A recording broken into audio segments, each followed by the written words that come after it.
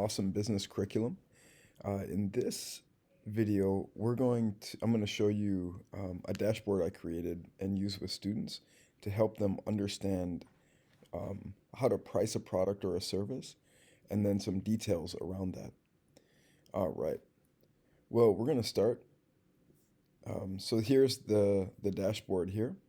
So you can see down here we have three tabs. The first tab is understanding pricing strategies, and I go into three pricing strategies. There's more, but these are the main ones that I work with students around. So cost plus pricing, penetration pricing, and competitive pricing. Students read these articles. Hopefully they have a project spun up in your class that they can apply these concepts to. Um, and so as they're reading, they're applying this concept to these different concepts and strategies to um, whatever they're working on. Hey, once they're done with that, we come over to tab number 2, setting pricing range. Um, so what this is it asks them 4 questions. What is the cost of their product or service? So, if they have a product that costs them $10, to buy from the supplier, they're going to enter that. But it could be $20 or whatever it is. And then what's the minimum price customers will pay for this? And they find that through different ways, competitive analysis, etc. Max price customers will pay. Again, you're doing some competitive analysis, maybe some interviews, etc. Anyways, you're trying to guesstimate at this information. And then the students decide, hey, what price are they going to charge customers? And the goal here is to help them understand that their price has to be above the cost of the product or service. So that's the red here. And ideally, it should fall within this green, because right here is the minimum customers will pay, and this is the maximum customers will pay. Now, if you take the lesson one step deeper, you can say, hey, well, if you're going to price it towards the high end of what customers will pay, well, that's kind of like a luxury good.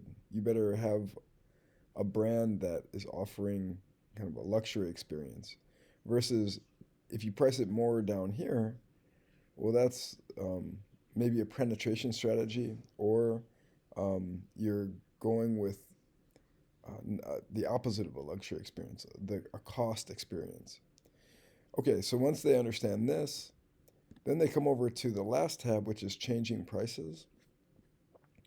And here what we're doing is we're saying, hey, let's say that they just kind of fill the sentence out. If I sell 500 units of this product for, they decide $10 per unit, I will earn $5,000 in revenue.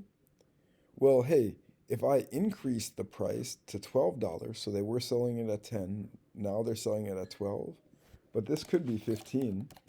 They're gonna enter what they want. I will need to sell 330 units to make this 500, so they can see that they got to sell less items to make the same revenue. And if I decrease the price from $10 to $8, I need to sell 650 units. So they need to sell more units. So that's right here.